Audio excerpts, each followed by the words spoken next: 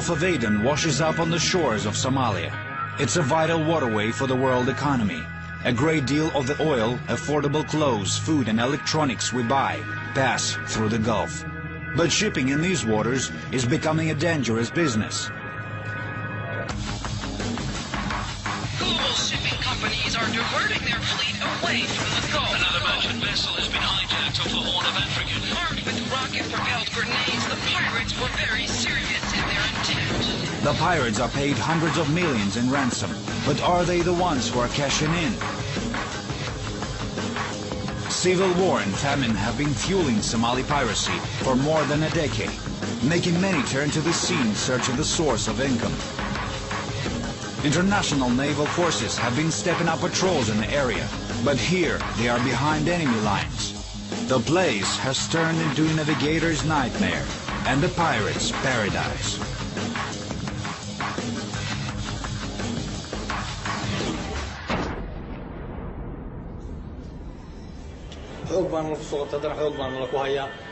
We haven't kidnapped anybody. We're being accused of piracy, but it's something we haven't done. Actually, it's us who've been forcibly detained and kept here in this prison. We are just Somali fishermen. That's all we want to say.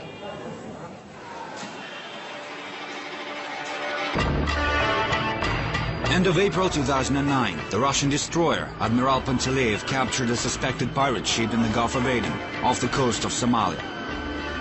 There's a Russian ship, Russian warship.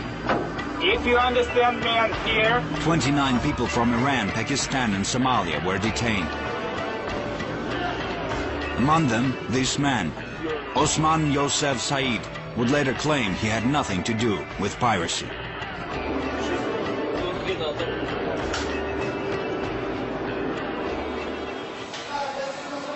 Because of the legal complexities involved, only a handful of pirates have faced trial in recent years. Yemen is among the few countries that have decided to try Somalis for piracy. Osman Yosef and his friends are now waiting for their day in court. And of course, it's in their best interest to deny everything.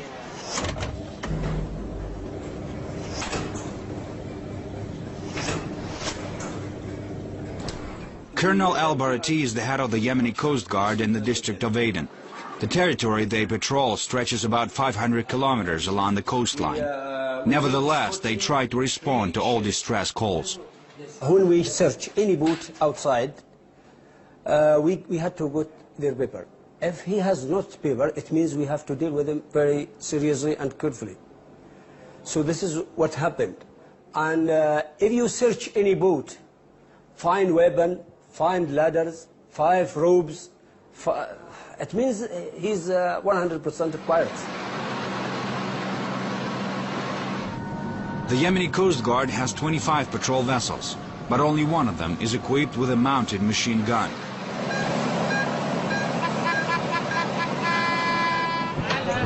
Please cooperate with us and soon we'll finish, alright? It's hardly enough to repel numerous pirate attacks in the Gulf, so they rely heavily on help from international naval forces. Besides, the colonel says many former Somali naval officers are fighting on the pirate side, and they are not an easy rival. Somali shore is the longest shore in Africa, which is about 3,700 kilometers. And the shore, it's very rich with the fish. So the fishery company started to come to the area and to fish there. It's affected the Somali fishermen, and they start to have a small boats and a very ordinary Kalashnikov to kick these ships from the area.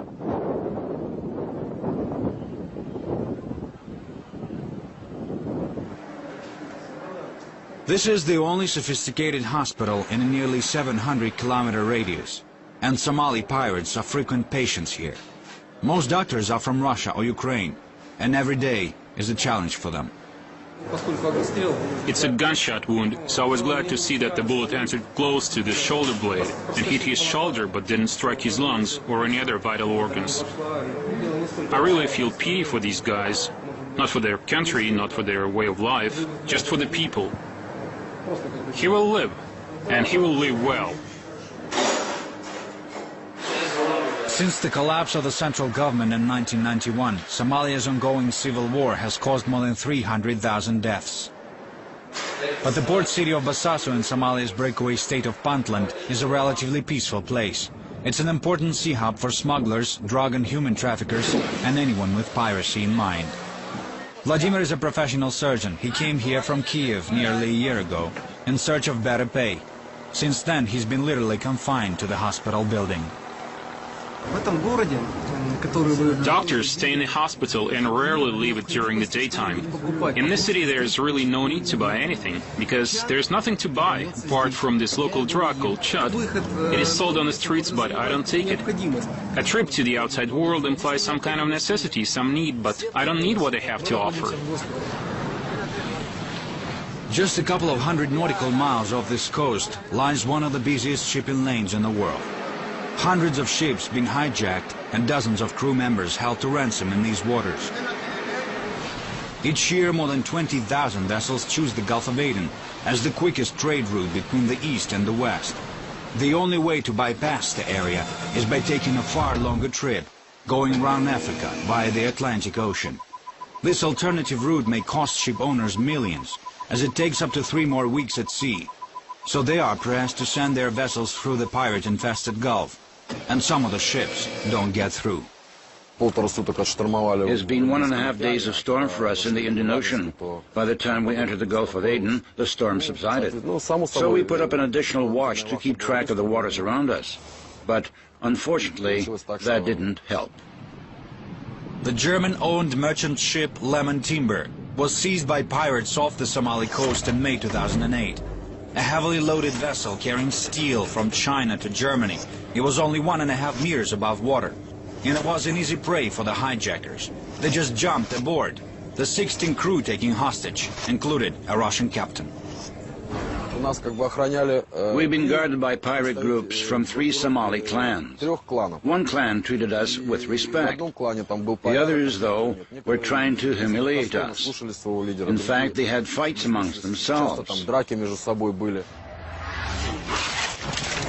The Somali pirates have surprised everyone by their relative non-violence. For Somalis, it's like a well-run industry. Nothing personal. I get my money, and I let you go.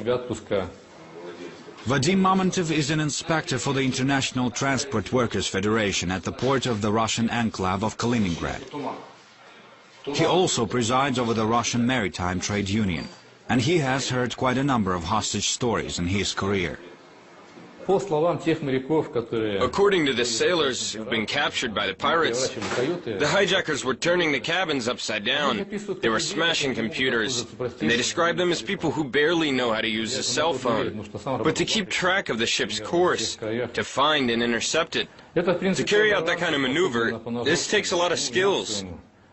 And I don't think these thugs can pull that off on their own. Nobody in the Gulf of Aden is 100% secure against pirate attacks. The Gulf is home to an abundant fishery. But sometimes even Yemeni fishermen may become an easy catch. Ahmed is a second-generation fisherman. Over the course of his 15-year career at sea, he's encountered pirates only once.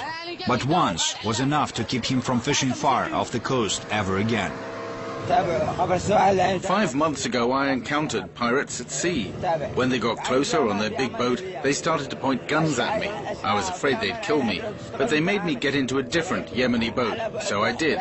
It was the last time I saw my own boat. They've taken it away. The pirates often attack Yemeni fishermen, most of whom don't live long enough to see their boats stolen from them. But the boats are a crucial link in the pirates' assaults on bigger vessels. They are used as a cover. Pirates float around in the high seas pretending to be fishermen, and they strike when the ship's crews least expect it.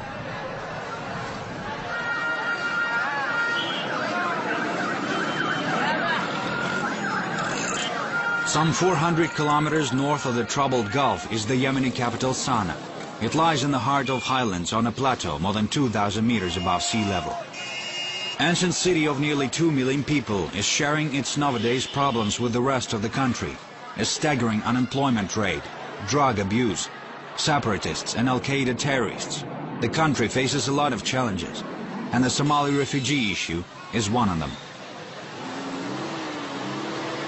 The number of registered refugees now is over 100,000, but in actual fact the number of refugees is probably over 600,000 or 700,000. This creates for us a social and economic health problem, tremendous challenge for a poor country. This is Basatin refugee camp. It's a slum area near Aden that has become home for up to 14,000 Somalis. With refugees traveling frequently between Basatin and another camp at Haras in search of jobs, it's difficult to pinpoint the exact number of people living here. They live in harsh conditions, but many of them say it's better here than at home in war-torn Somalia. This 35-year-old Somali lost half of her family to civil war. She came to Yemen by boat crossing the Gulf of Aden 15 years ago, got married here, and 4 of her children have never seen their homeland. I live a difficult life. Look at my house. You see how we live here. Sometimes when I get a chance, I work for cleaning services. My husband, when he wasn't sick, used to wash cars. We barely make enough to pay for rent, utilities and food.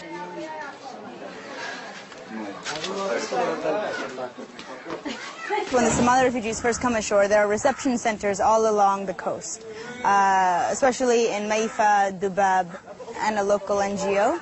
They register the refugees and then they transport them either to the refugee camp or they can drop them off in the cities. The UN Refugee Agency here in Basatin is facing a tough task. They're offering refugees a number of services the Yemeni government is unable to provide on its own, from basic sanitation to rehabilitation. But it's hard to help everyone as the refugees keep coming.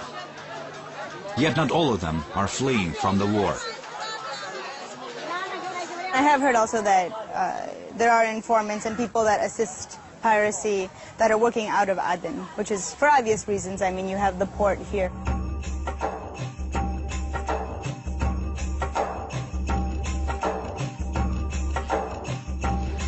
The port of Aden. Its history as a trading center stretches back over 3,000 years. And thanks to its convenient location, it used to be a strategic link in Britain's imperial communications. Aden has the largest natural harbor in the world, and it was among number 3 of the most important harbors on the route from Europe, passing the Suez Channel towards India and Asia. And but this reputation declined. Margaret Arning is a chief advisor to Aden's Chamber of Commerce.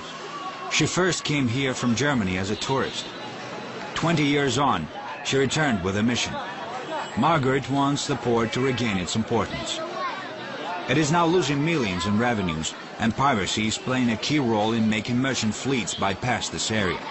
She says it's hard to convince people to invest in the port when they hear of Aden's proximity to Somalia. When it is not possible to stabilize Somalia, how should you stop piracy? Europeans are also involved somehow, as they use the coastline of Somalia for their waste disposal. I have to investigate more what is true or what is not true. But if this is the case, and let us say people in Somalia, they are suffering, they have diseases they haven't had before, then also this is not right. According to the UN, 2.5 million people in Somalia need humanitarian assistance, while 1 in 6 children under the age of 5 is malnourished. Famine has been plaguing the country since the ongoing civil war first broke food distribution systems nearly 2 decades ago. Almost 1 million people fled Somalia in 2008 alone. A paradise lost by millions has been hijacked by a few.